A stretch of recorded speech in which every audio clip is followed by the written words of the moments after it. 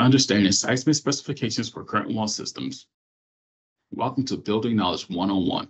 In this video, we explore seismic specifications for a current wall systems to meet AAMA 501.4 and 501.6 standards.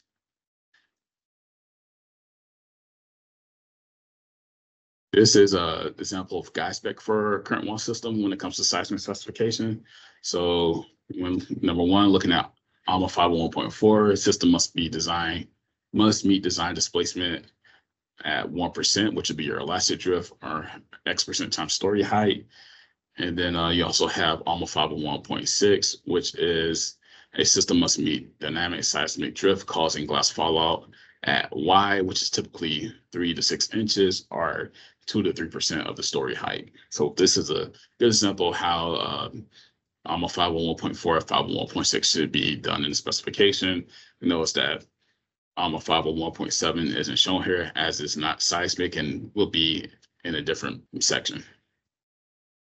That is all we have time for in this video. If you'd like to watch more of our 101 video series, subscribe to our YouTube channel, Kawneer Company, Inc.